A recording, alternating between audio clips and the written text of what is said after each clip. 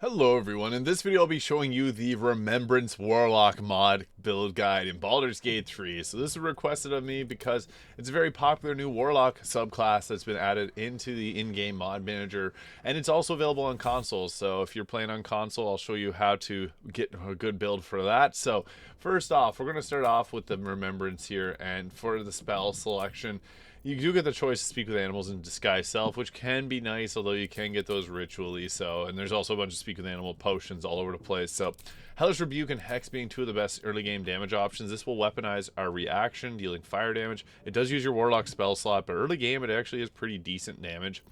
Arms Vidar being another good one to prevent targets from using reactions, and Hex is good because we can use this bonus action to apply Hex, and then for our Eldritch Blast, which we're not going to go without, you can hit them and hit multiple extra damage with that. So highly recommend that. Now if you have the 5e spells mod, you can take some extra spells here, which are really cool, and even like the Blood Sorcerer mod adds some extra ones here. There's great choices depending on how you want to go about doing it. Booming Blade. Normally I'd just say take Bone Chill because it can prevent the target from healing, so that's really great. But if you got other 5e mods, I would recommend just taking one of these here. Like the Green Flame Blade works pretty well. It adds additional fire damage. Thunderclap, you name it. But we'll get into this here. So I guess for ability scores, 16 charisma, and we want to have our dexterity at around 16 as well. So take your stats to somewheres where you're able to get it to that plus. The +3 modifier, so we may have to dump intelligence there and go with that. So 16 dexterity, 14 constitution, 10, and 16 charisma. That's pretty good stat spread because you use charisma for your attack rolls and spell rolls here. So going into this leveling guide here, we're going to take for our next spell. Even Armor Vagath is really nice for getting temporary health points because this can be a very useful thing to have. And the cold damage is nice as well. For the Eldritch Invocations, I do have a extended Eldritch Invocation one here, which adds a few different choices. However, Repelling Blast and Agonizing Blast are better than pretty much anything that's available here. So Repelling Blast can push Eldritch Blast, has a pushback of 4.5 meters, and then adding a charisma modifier to the damage. Devil's Sight for magical darkness vision is also really nice. So you could go that route if you want to use darkness and hide in it, as you'll be able to see within the darkness. And with that, if you take that, go with darkness at this level. I like Hold Person though, because I find that just does really good damage. Misty Step is nice, but there's amulets that you can take that'll give you Misty Step, and they won't waste your spell slots. They're very limited. Now, certain things are fun with Pack of the Chain, but we're going to go Pack of the Blade here because this can give us charisma scaling on our weapon. As well, it can also increase the amount of damage that we're doing with our weapon. So we're going to take that there, as we're going to want to be combining both melee attacks with being able to spellcast. So we get another cantrip, so really take whatever you want here. There is some fun ones if you got like the 5e mods again, but Minor Illusion is a great choice if you don't have it. I'm going to go with that there just to showcase it. And we'll take Darkness for our next leveled spell, but Invisibility also quite nice. And Cloud of Daggers is one that a lot of people like because early game, it's consistent damage, and you can put this in a doorway to completely screw people up. But later on, Darkness becomes much better, so you could take and replace your spell later on. Level 4, we're going to take our Charisma up to 18, although Alert for +5 initiative also works pretty great. You can take either one of those you prefer. At level 5, we get our extra attack with our Packed Weapon, which is huge, so we get a lot more damage there. And we're going to take the ever-popular Hunger of Hadar. So what Hunger of Hadar does is it deals a lot of damage in an area. It can knock people, or it can turn people blinded. It can deal cold and acid damage. Really great spell. Fear being another cool one. You can hit this in a cone. They become fearful, have disadvantage on ability checks and attack rolls, and they drop their weapons. And Counterspell is nice, but we burn through it really quick. You get 2 counterspells per long rest and then can't cast spells, so that is annoying. We do have some things like Eldritch Smite if you got the extended spell slot, so you can expend a spell slot, deal an additional 1d8 force, plus another of the cell slot per level spell slot. Knock the creature prone. Eldritch Smite is really huge. I'm not going to take that just yet, but we're going to go Devil's Sight because that's extremely useful. I will take maybe Eldritch Smite later on because people really like it, but now we got ourselves the Magical Secrets. So there's lots of great choices here, and it's limited to what we can do. So it says we already have the Call Lightning here, but I'm a huge fan of Lightning Bolt. I like Haste too, but that burns up our spell slots really quickly. So Lightning Bolt's great. Spirit Guardian is also really nice because you can put this on and run around with it while you're meleeing enemies, and you get those 2 attacks. So it actually is pretty good. Then you can also take things like Spiritual Weapon if you really wanted that. This is a large list because I have the extended spells selection, so you can see Lots of great choices here. It's near infinite in terms of what you can take. But I would recommend even like Shadow Spawn, if you have it, or Flock of Familiars, can be pretty okay. I do really just like Lightning Bolt, so that is that 8d6 of lightning. There's also the Lightning Arrow, too, you could potentially take. Fireball works really well, although you just take the Fiend Warlock if you wanted that. Spirit Guardians or Lightning Bolt, but I want to take Spirit Guardians because that just is a very, very effective spell. So that's my choice there, but you can see we got lots and lots of spells. You can even take, like, if you're the 5e spells, Flame Arrows. You can take Dust Devil. Yeah, there's a lot of choice, but I'm going to go with this one here. Spirit Guardians, Hunger Vidar both take concentrations, but it's nice to have the Spirit Guardians around because you can just run around dealing damage. Vampiric Touch will give you health back, so that can be pretty useful early on and even later in the game, so we'll go with that just for some regen. Now level 7, we get ourselves another Eldritch Invocation, and we get level 4 spells, so things like Banish are there, and Blight. However, I'm not a huge fan of some of these, so I might even just take, like, Fear. Counterspell's okay, but Fear can be nice if you can set it up, because it makes all the enemies very useless. Improved Pack Weapon, you can summon now, get a +1 magic enhancement. You can conjure Shortbow, Longbow. Pretty cool choices there. Dreadful Word, Book of Ancient Secrets, Trickster's Escape. Once per long rest, you can cast Freedom Movement. Relentless Hex, so this creates a temporary bond between you and the target. Bonus action can teleport.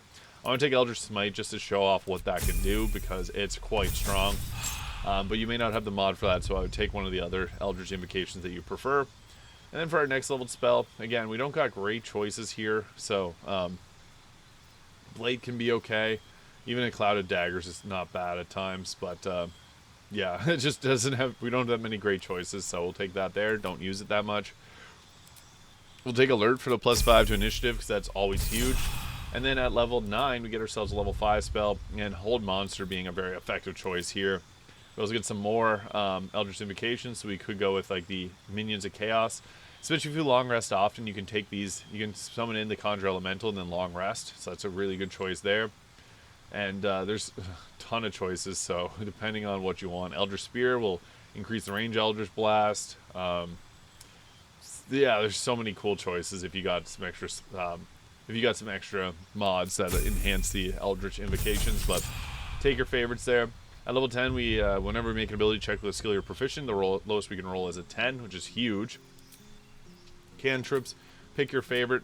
Magical Secrets at level 10. This gives us things like we could take the Conjure Elemental there if we didn't take that previously. We got ourselves like Wall of Fire. We got Contagion, which isn't an amazing spell, but it's there. We also have, as we go further, like Flame Strike. This is a huge list of spells. Look at that. That's absolutely massive. I'm a big fan of Cone of Cold, though. That's my personal choice because Cone of Cold hits extremely hard. And it's an 8d8 of cold, which is doubled with Create Water.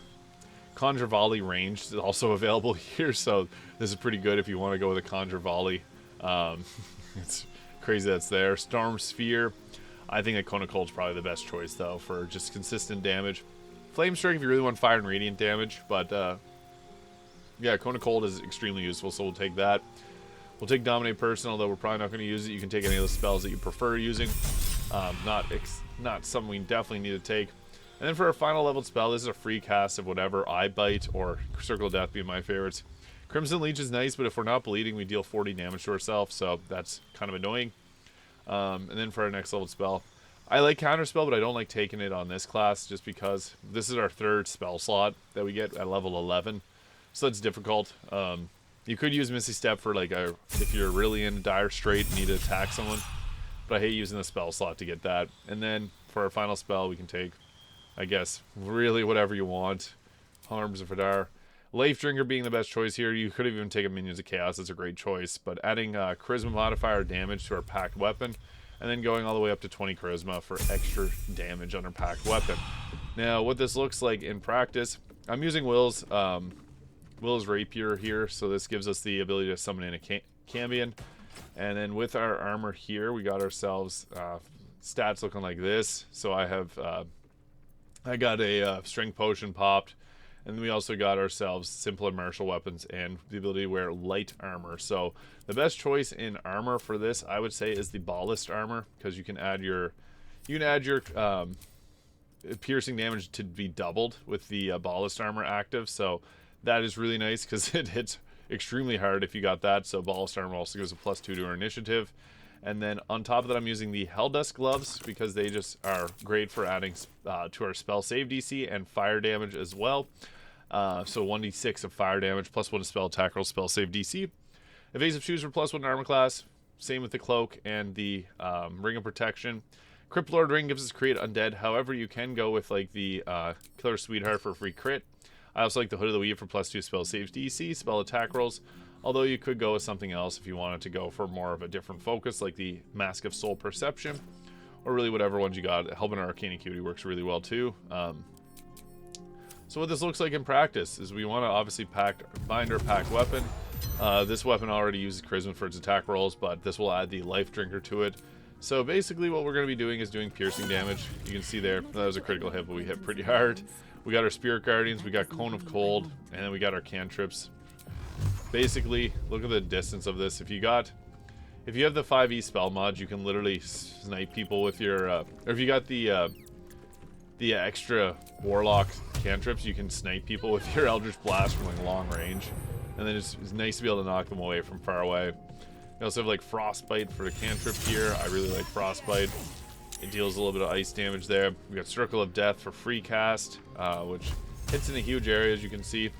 I'll show this off in combat because that's like the way to do it. We got ourselves like our Darkness too. Green Flame Blade gives us a cantrip that deals additional fire damage. So yeah, there's lots of great choices here, but I'll show you what this looks like in practice. So getting out and into our combat encounters, the Remembrance, what it's nice about it is you get the choice of free spell at level 10. So like taking your Cone of Cold, that just gives us a really nice Warlock spell that normally is not available to really Warlocks. Normally once you get to a high level, you don't get level 6 spells, so you don't get like Chain Lightning. But we got ourselves like, I guess we'll pop this up, we'll go with our Necrotic Spirit Guardians here. Just have a concentration up, and then we'll go into the combat encounter here. These people are going to repel any type of radiant damage, so it already used up my action, which is pretty unfortunate. So I guess I'll just come back here to be able to... Oh, they joined battle. We'll just let them run towards me. I learned my lesson by getting knocked off the bridge many times in previous videos. But we'll show off what this looks like. They're going to dash. Knew it. I was trying to bait the dash. And then they're going to run Spirit Guardians eventually. Yeah, whenever they got the dash going, that's a good sign, because that means they're not going to attack me or throw stuff at me. So, we got Shadowheart in the battle. And then Miri. So, they're dashing as well. Got my shield out, ready to fight. Typically what we want to be doing is if it's possible... Oh. That was crazy. Spirit Guardians just took them out right away. We got our long range charisma, or we got our long range blast there, Eldritch Blast.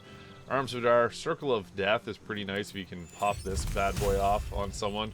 What's good about that is it hits in a huge area, as you can see there. And then we can also apply a Hex to someone if you want to, but almost better to just wait for them to come to me, as we can just run back here. Hopefully that's enough to be able to trigger them. And we'll just see what that does. Yeah, they had to dash. Perfect. So baiting out dash is actually a good combating idea if you want to prevent the amount of damage that you're taking, and just overall have a better output, because they can come in and shove you. So we'll go in with our Spirit Guardians again, 26 or 23 damage, and then we can go with our Eldritch Smite. So I just got to make sure that it is active here. So pull this final tab over, Eldritch Smite, critical Eldritch Smite. So we'll turn these both on. I guess we'll put that one on there. So once per turn land a successful hit with an attack, we'll trigger our Eldritch Smite. So I'll show you what this looks like here as we go to do our weapon attack. You can even use like a Green Flame Blade if you want to, but we'll just go with a normal weapon attack because it's going to hit hard. Yeah, that shot him dead. And yeah. We can also, I guess, I won't be able to hit her with a weapon, so we'll just go with a ranged weapon attack. See if we can deal damage from range. And we applied Fairy Fire. Nice. It's pretty good. I could use a Hex on her, but I'm not going to waste off my last spell slot. And we'll just let the Necrotic, she's going to cast Darkness. Yep. Oh, she casts on Gale, of course. And she's going to go right to the edge, beckoning Darkness on me. Didn't get hit with the Necrotic. But, yeah, that's what I'm going to do next. So we just run in, got the Spirit Guardians on, and then the Eldritch Smite. Boom. Yeah, that hit hard. 24 force damage. So, yeah, the Remembrance is pretty fun, especially if you got some extra Eldritch Invocations popping off. It just gives you some extra damage options, and the Ballast Armor with any type of Rapier is going to be your best choice for damage, because you're going to have your light armor, and then also piercing damage gets doubled with the Ballast Armor, so very powerful. But let me know your thoughts in the comments below of your favorite spell that you choose with Magical Secrets for the Remembrance Warlock. Hit that subscribe button below as well. Thank you so much for watching. I'll see you all in the next video.